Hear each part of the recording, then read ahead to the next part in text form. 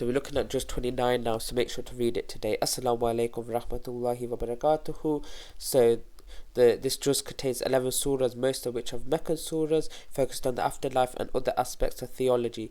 Most of the early revelation is in this Juz, including Surah Al-Qalam, the pen, Al-Muzammil, and Al-Muqtathir. This Juz begins with Surah Mulk, the Dominion, telling us to look at the sky and see how flawless it is, and calling on us to ponder over what is beyond it. So before we go to sleep, if we read Surah Mulk, it protects us from the punishment of the grave. So make sure to recite it every night. Try your best to read it from your mind, but if you're still learning how to read it, read it from the Mus'haf, from the Quran.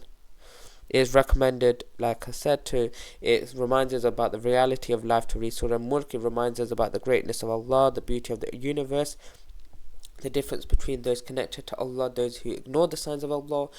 The entire surah is a reminder of the signs of Allah that we take for granted. Say, have you considered if your water drains away, who will bring you pure running water? The surah begins with this is verse 30 of chapter 67. The surah begins with the biggest sins, the universe, and ends with the daily signs we take for granted, running water.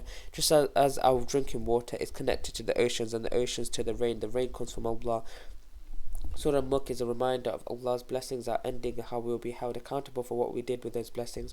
Surah Al-Qalam tells us about the insults people made towards the Prophet ﷺ, and it compares to how Jonah, which is Yunus, was treated by his people. This was an early surah when the insults were new and the Prophet ﷺ took it hard.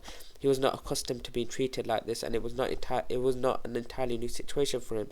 He is told not to be like Yunus, who left his people, but to be patient with them, and Allah will assist them. An example is given to the Quraysh of the people of the garden, who were greedy and refused to help the poor and lost everything.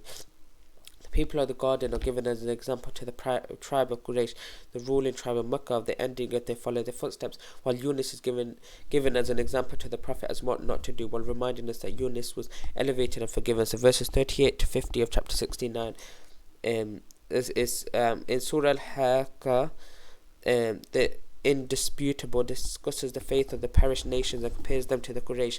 Surah Qalam shows the greed of the Quraysh, while Haqqa focuses on the bigger picture of the destruction of nations. Surah Qalam mentions the insults against the prophets, while Surah Al-Haqqa refutes those claims. Surah Ma'arij, the ascending pathways, discusses the qualities of true believers and how their character sets them apart from their opponents.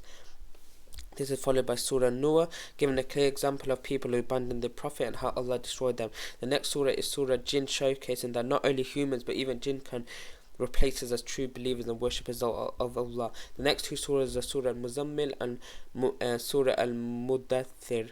Surah Muzammil begins by calling to the night worship, the Hajjud. Surah Al-Muqtadir begins by calling to Dawah, the two sides of the believers, private worship and public calling to the truth. In these two surahs, the foundations of the Dawah are laid. The last three surahs of this Juz gives us the descriptions of the three main parts of afterlife.